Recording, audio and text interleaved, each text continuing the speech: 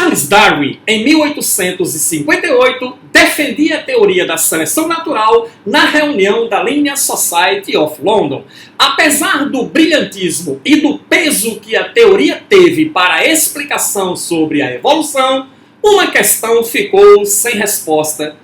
Quais as causas da variabilidade? Este é o assunto da nossa aula de hoje. Eu sou o professor Billy Paul, do canal de Ciências Biológicas e Autodesenvolvimento. E após a vinheta, Teoria Moderna da Evolução, especialmente para você. Vamos lá?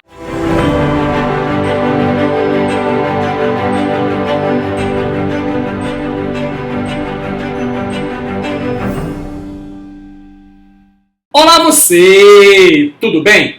Embora a seleção natural tenha sido aceita como a melhor teoria para explicar o processo de evolução, ela ficou carente de uma importante explicação. Teoria moderna da evolução, também conhecida como teoria sintética da evolução, que até bem pouco tempo atrás era considerado também como neodarwinismo. Ainda hoje, em muitos livros e em pesquisas pela internet, você pode encontrar a referência para a teoria moderna da evolução como teoria sintética da evolução ou neodarwinismo. Hoje, de acordo com os modernos e as atualizações na biologia, considera-se teoria sintética da evolução como uma coisa e o neodarwinismo como outra. Como assim, professor Billy Paul? Vamos então iniciar a nossa aula hoje diferenciando esses dois conceitos. Como assim? Vamos pensar em neodarwinismo. Neodarwinismo são todas as ideias complementares à seleção natural de Darwin, ao conceito de seleção natural de Darwin.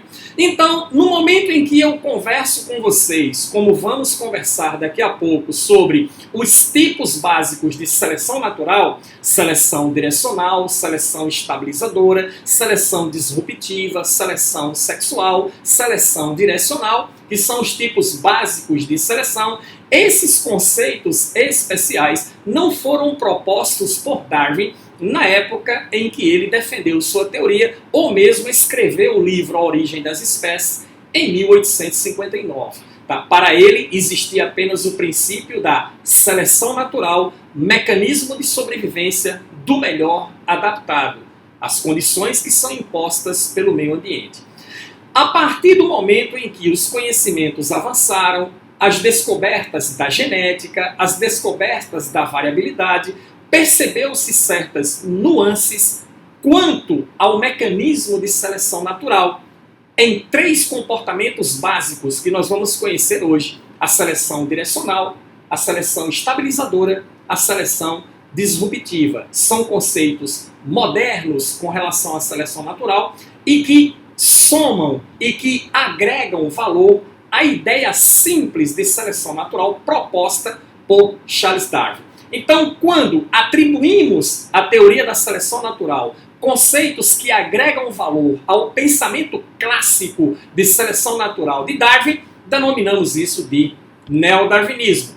Por outro lado, a teoria moderna ou teoria sintética da evolução é a inclusão nos conceitos modernos dos conhecimentos adquiridos no campo da genética, que só veio a ocorrer após Mendel, muito após Mendel, mais especificamente 35 anos mais tarde, quando as leis da genética foram então redescobertas. E o que está incluído nessa teoria moderna ou sintética da evolução? A sequência lógica é: eu preciso de mutações, mutações criam variabilidade genética, não só mutações, mas é considerado o principal fator os processos mutacionais envolvendo a molécula de DNA, a seleção natural, que atua sobre essa variabilidade, atua sobre essas mutações quando são positivas, selecionando e ocasionando melhor adaptação às espécies, consequentemente fazendo com que elas evoluam por um simples princípio de adaptação. Vamos conversar um pouco mais sobre adaptação. Entendido a diferença? conceitos que agregam valor à seleção natural, neodarwinismos, conceitos de genética com base em variabilidade que agregam valor à teoria da seleção natural, teoria moderna da evolução ou teoria sintética da evolução. Adaptação vem de adaptare, que é um termo do latim que significa tornar apto, que é a capacidade do ser vivo de se ajustar ao ambiente, de se ajustar a certas condições impostas pelo meio ambiente. Podemos dividir de forma genérica a adaptação em dois tipos clássicos. A adaptação individual, que nada mais é do que o ajustamento do organismo a uma condição ambiental. Vou dar um exemplo clássico para vocês e muito conhecido, que é a poliglobulia das altitudes. Você reside em uma cidade ao nível do mar, taxa de oxigenação e pressão atmosférica excelente, você não precisa de uma altíssima taxa de hemoglobina para fazer o transporte de gases. E aí você sai de sua cidade, pega um avião e vai para a Bolívia, que está a quase 4.000 metros acima do nível do mar. Pressão atmosférica bem mais baixa, teor de oxigênio na atmosfera bem mais baixo. Você desceu do avião e logo no saguão do aeroporto você não se sentiu muito bem. Teve uma tontura e desmaiou. Alguns transuentes que passavam pelo local vendo a cena correram até você e chamaram uma ambulância, e quando você acordou estava no hospital, alguém conversando contigo, perguntou de onde você veio, eu vim de tal lugar, lá do Brasil. Aí, rapaz, entendi qual é o seu problema, tá certo? O oxigênio, a taxa aqui é mais baixa, você está com a baixa de hemoglobina, então por isso que você se sentiu mal, tá? Porque o nível de hemoglobina seu está um pouco insuficiente para a captação de oxigênio na nossa atmosfera. Mas é uma questão de tempo para que você supere isso aí. O que acontece nesse momento? Um fenômeno chamado poliglobulia das altitudes. A sua medula óssea será estimulada a aumentar a síntese de glóbulos vermelhos, aumentando a taxa de hemoglobina, tá? Tornando você mais capaz de absorver essa quantidade de oxigênio um pouco rarefeita lá na Bolívia. Mas isso é um caso clássico de adaptação individual. Ok? Entendido isso? A adaptação que nos interessa é a adaptação evolucionária, que é o ajustamento não do indivíduo a uma condição ambiental, mas o ajustamento de uma população ao ambiente ao longo de sucessivas gerações. Faltou até um Nzinho aqui, ao longo de sucessivas gerações. Beleza? É essa adaptação que nos interessa. A adaptação, portanto, é o produto da seleção natural, já que a seleção natural atua na variabilidade das espécies, selecionando os genes que tornam essa espécie melhor adaptada às condições que são impostas pelo meio ambiente. Então a adaptação é o produto clássico desse processo seletivo, desse processo de seleção. A variabilidade resulta das mutações e das recombinações gênicas de modo aleatório. Preste bem atenção a isso, de modo aleatório. Ninguém sofre mutações direcionadas com o objetivo de se adaptar a uma condição qualquer ao meio ambiente, tornando-se assim melhor especializado ao meio. Isso não existe. As mutações que produzem a variabilidade ou qualquer caractere genético, qualquer alteração genética que leve à variabilidade, essa variabilidade ela acontece sempre de modo extremamente casual e aleatório. Se for bom, se for positivo, será selecionado positivamente. Se for negativo, sofrerá desseleção e pode ser neutro, nem flui e nem contribui. Beleza? Pois bem, fatores de variabilidade genética. O principal deles são as mutações, que é considerada a fonte primária, tá? Gerando variabilidade, porque as mutações produzem genes novos.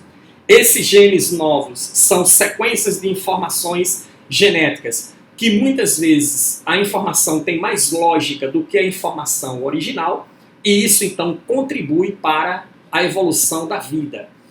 Temos também as recombinações gênicas, que são conseguidas através do crossing over e através da reprodução sexuada. Reprodução sexuada como fator evolutivo, nós discutimos detalhadamente sobre isso na aula sobre darwinismo. Eu aconselho, se você ainda não assistiu a aula, assista a aula, é show de bola. Continuando o nosso raciocínio, fatores de variabilidade genética que aumentam a variabilidade genética, você tem as mutações. Por quê? Porque as mutações criam genes novos. A definição básica de mutação, de acordo com Hugo de Vries, que foi o holandês que descobriu, é o erro de pareamento de bases da molécula de DNA. Você sabe que o DNA apresenta 4 bases clássicas: adenina, guanina, citosina e timina. E que o código de ligação entre essas bases é adenina sempre se liga à timina e guanina sempre se liga à citosina. É sempre assim. Caso diferente disso, vai caracterizar uma mutação. Se uma adenina se ligar a uma outra base que não seja uma base timina, vai caracterizar uma mutação. Geralmente são deletéricas. As mutações são danosas, porque prejudicam o indivíduo da próxima geração. Mas algumas poucas, por acaso, são vantajosas, porque a informação nova criada, ela tem mais lógica que a instrução original. E aí, consequentemente, sofre seleção positiva através do meio ambiente, conceito de seleção natural por Charles Darwin. Isso favorece, então, o processo de evolução da vida em nosso planeta.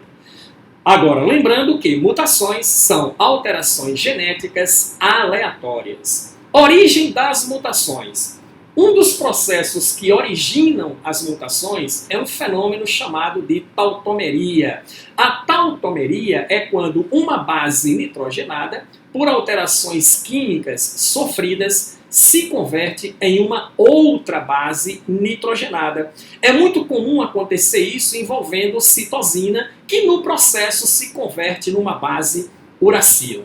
Tá? Esse mecanismo é chamado de desaminação hidrolítica. Desaminação porque acarreta uma perda de um radical amina, hidrolítica porque você utiliza água num processo de hidrólise.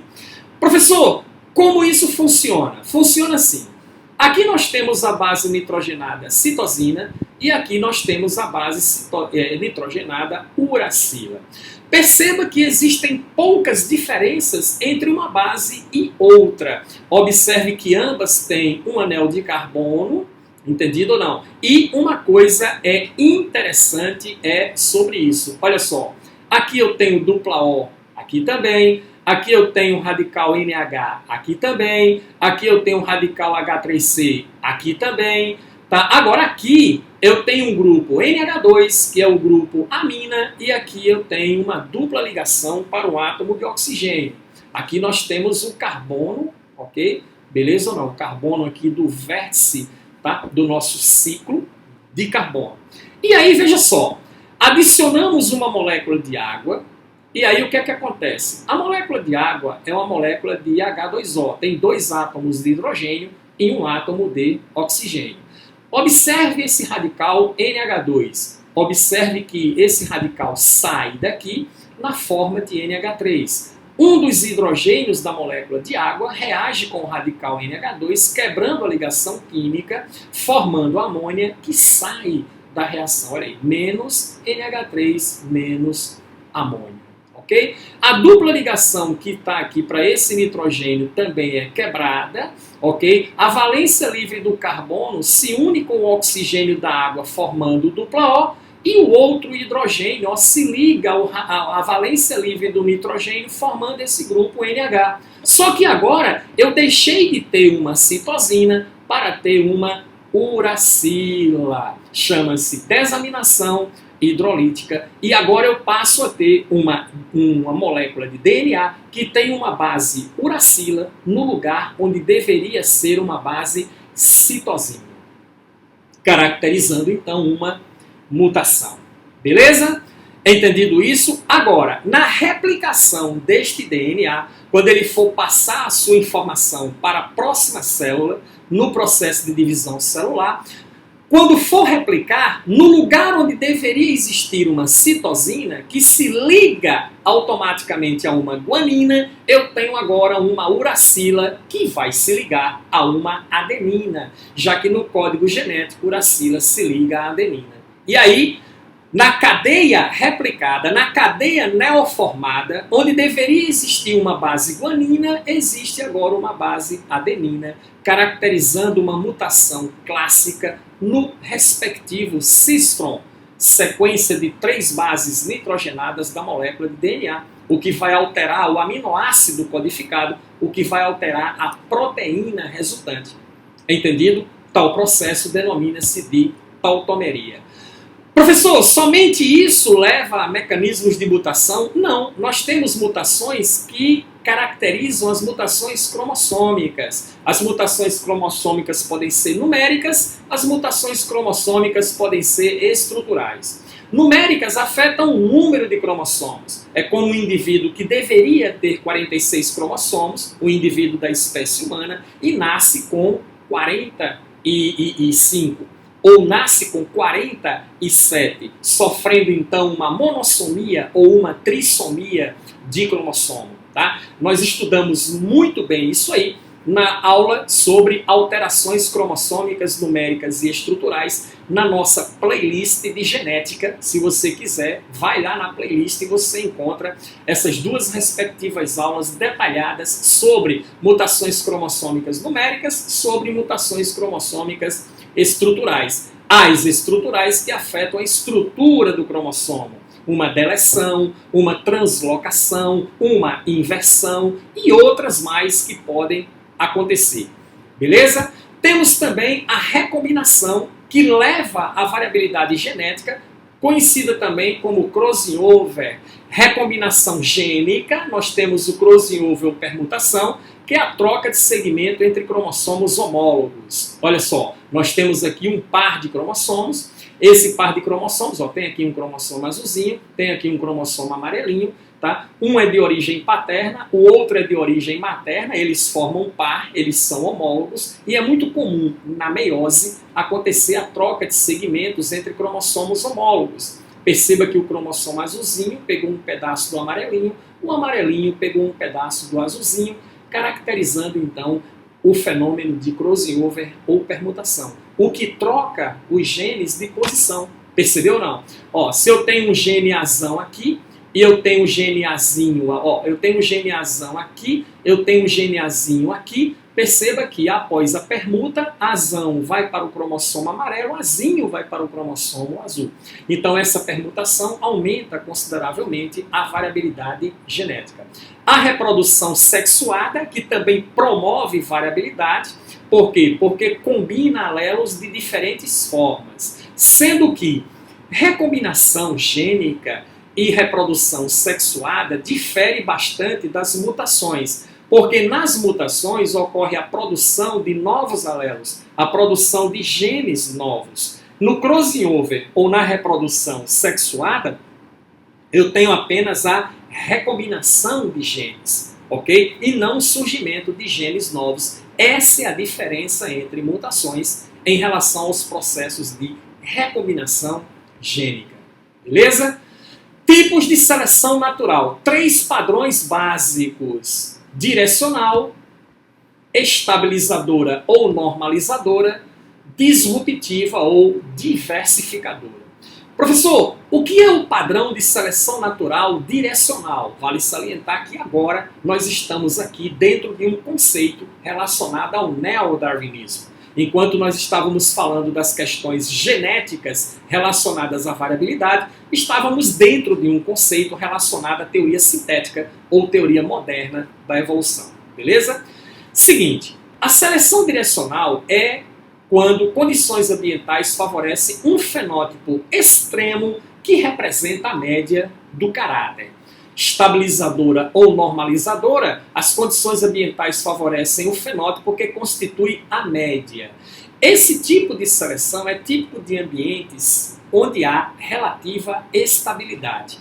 A seleção disruptiva ou diversificadora, as condições ambientais favorecem indivíduos portadores de formas extremas de certas características. Professor, Não ficou muito claro para mim o que isso quer dizer. Você vai entender na próxima tela. Vamos analisar isso graficamente. São os chamados gráficos de seleção, que, por sinal, é quando o assunto é explorado em prova. Na maioria dos casos, ele traz gráficos abordando o tema. Então vamos analisar aqui a primeira situação gráfica, que é a de seleção direcional. Seleção direcional, olha só. Nós temos aqui essa linha horizontal, que é o gráfico de desseleção, e temos aqui essa linha vertical, que é o gráfico de seleção. Aqui eu tenho 3 caracteres básicos, ou 3 variedades de caracteres básicos. Caracteres que representam os extremos e o caractere que representa a média. E quando você olha para esse gráfico aqui, o gráfico está assim. O ponto mais alto do gráfico aqui, olha só, está mostrando a seleção de um dos caracteres que representa o extremo de um lado, em detrimento da desseleção do caráter que representa a média e do caráter que representa o extremo do outro lado. Esse tipo de gráfico, ou esse tipo de seleção, caracteriza o que nós chamamos de seleção direcional. Exemplo: resistência de insetos a inseticidas. Então você utiliza inseticidas para matar insetos, mas o inseticida, na verdade, mata os insetos sensíveis e seleciona os insetos resistentes. Olha lá, sensível de um lado, resistente do outro, seleciona um dos tipos extremos, eu tenho seleção direcional. Mesmo raciocínio para resistência de bactérias a antibióticos. Mesmo raciocínio para o melanismo industrial citado por Charles Darwin, quando ele defendeu a teoria da seleção natural, em 1858. Foi que ele disse: as mariposas de Manchester, do gênero Biston betularia. Na época em que Manchester, uma pacata cidade da Inglaterra que vivia da agricultura, era muito comum você encontrar mariposas de asas claras que se confundiam facilmente no ambiente claro de Manchester, ao contrário das mariposas de asas escuras, que eram mais visíveis, portanto mais predadas. Com a Revolução Industrial e a chegada da fuligem da poluição, o ambiente em Manchester escurece e aí o que é que você observa? Você observa que as mariposas de asas claras passam a ficar mais visíveis e as mariposas de asas escuras têm uma maior proteção porque se camuflam agora com facilidade. São exemplos clássicos de seleção direcional, o tipo de seleção mais comum observado na natureza. E a seleção disruptiva, professor? Temos aqui o mesmo gráfico, o extremo de um lado e o extremo do outro, o caráter que representa a média, e é isso que você vai observar no gráfico.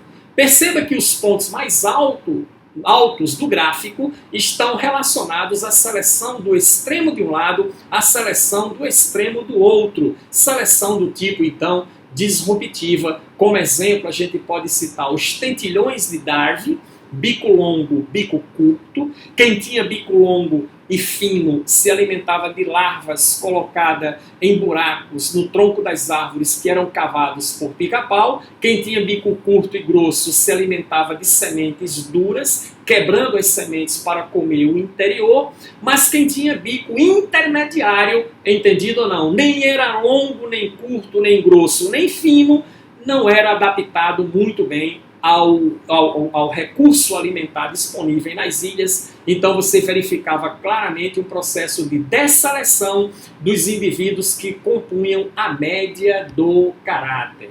Tá? Besouros que só se alimentam de sementes médias. Então você tem 3 variedades de plantas de mesma espécie, que produz um tipo de semente bem pequena, uma outra variedade que produz um tipo de semente bem grande, uma outra variedade que produz um tipo de semente média e um predador natural dessa vegetação, mas que tem fortíssima preferência pelo consumo das sementes de tamanho médio.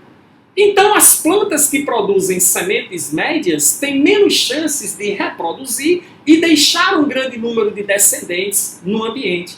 Agora, quem produz as sementes curtas e sementes grandes reproduzem bem mais. Mecanismo, processo de reprodução é diferencial. E aí a maior abundância são de indivíduos que representam o caráter extremo de um lado, semente pequena, né? E extremo do outro lado, sementes grandes. E o que apresenta sementes médias tendem a ser mais predados. Entendido? Chama-se seleção disruptiva. A seleção estabilizadora, você já pode então perceber, então é a seleção da média do caráter. Se a direcional é de um dos tipos extremos, a disruptiva são de ambos os extremos, a estabilizadora é a seleção da média do caráter, em detrimento dos extremos que são muito desselecionados. Exemplo, recém-nascidos, a média de peso natural é entre 3 e 3,5 kg. Mas existem bebês prematuros que nascem bem abaixo desse peso, uma grande parte deles não sobrevive. Mas eu tenho bebês também que nascem acima desse peso, que também acarreta a certas complicações pós-parto. Então o caráter mais selecionado é o caráter da média. Outro exemplo, altura na espécie humana. Eu tenho um indivíduo na espécie humana, o que você observa? A altura mais selecionada entre 1,70m e 1,80m são os indivíduos de estatura média. Mas você tem aqueles baixinhos e tem aqueles altões, que são em muito menor número na população. Professor, por quê? Ora, um indivíduo muito baixinho, ele vai ter problema de conseguir parceiro de reprodução na espécie humana. Um indivíduo muito alto, a mesma coisa. Então, o que tende a ser mais selecionado? Aquilo que está dentro de um padrão, cujo esse padrão é a estatura mediana. Existe uma doença também na espécie humana chamada anemia falciforme, entendido? Onde o indivíduo pode ter ela numa forma mais forte, numa forma mais intensa, tá? Que é o indivíduo que tem a talassemia maior. São os indivíduos homozigotos para o gene da anemia falciforme. E eu tenho os indivíduos do outro lado que representam os indivíduos normais, que não apresentam o gene para a anemia falciforme.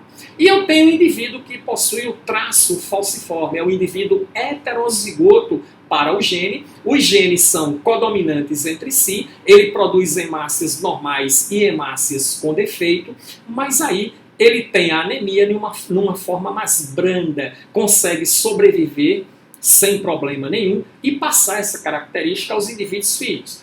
E o agente seletivo do indivíduo com traço falciforme, tá? A gente observa isso claramente na África e na Índia, onde 40% da população tem o problema devido à malária.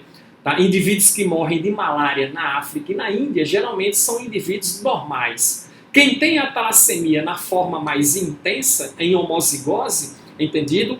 A anemia é muito profunda, geralmente esses indivíduos morrem. Os heterozigotos sobrevivem. Mesmo contraindo malária, eles são imunes a malárias pela condição falciforme. A seleção, então, favorece os indivíduos do caráter da média, os indivíduos que são heterozigotos. Nem são normais, que é o extremo do lado, e nem tem a forma mais aguda de talassemia do outro lado. E sim o indivíduo que está ali mediano. Beleza?